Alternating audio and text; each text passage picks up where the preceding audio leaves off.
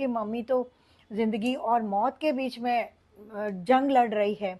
और उसे बहुत अफ़सोस होने लगा, वो बहुत अपने आप को कोसने लगा कि मैं इस तरह से कैसे अपने दोस्तों में बिज़ी हो गया और ऐसे कैसे मैंने इतनी गलती बड़ी कर दी। और अब उसको आज एकदम से भगवान की याद आई और उसने एकदम से देखा कि ईश्वर की एक फ़ोटो भगवान की लगी हुई थी दुकान में। वो भगवान के सामने जाके खड़ा हो गया, क्योंकि उसको अब वो बच्चे का घर भी नहीं मालूम था कि वो बच्चा कहाँ से आया था। और वो भगवान को बोलने लगा, भगवान आज अगर दुनिया में तू है तो कुछ चमत्कार कर। मेरे से आज बहुत बड़ी गलती हो गई, मैंने ये कैसे गलत काम कर दिया। और वो इस तरह से भगवान को प्रे कर ही रहा था।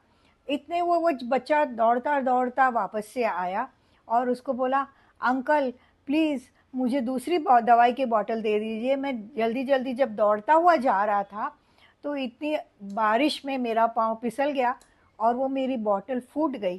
तो अंकल प्लीज़ मुझे दूसरी बॉटल दे दीजिए।" तो वो उसकी आँखों में से एकदम आँसू टपकने लगे, केशव की आँखों से, और वो एकदम खुश हो गया और बोलने लगा, भगवान आज तो मुझे इतने बड़े पाप से तूने बचा लिया और आज से मुझे एकदम श्रद्धा हो गई कि तू है। और वो उसने बच्चे को फटाफट दवाई की बॉटल दी और बच्चा बोलने लगा, अंकल मेरे पास में जो पैसे थे मैंने आपको पहले दे दिए थे, अब मेरे पास पैसे नहीं हैं। तो केशव बोला, बेटा कोई बात नहीं, मुझे पैसे नहीं चाहिए, तुम जल्दी से जाओ और अपनी मम्मी को ये दवा पिलाओ।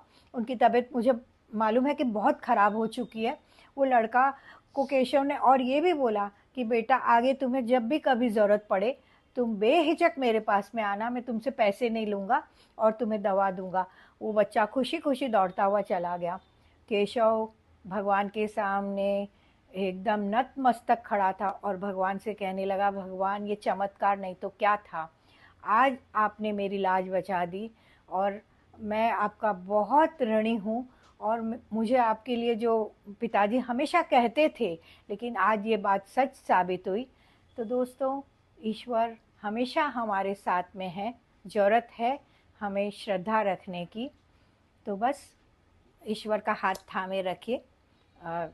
चमत्कार हमेशा होते रहते हैं। चमत्कार को नमस्कार।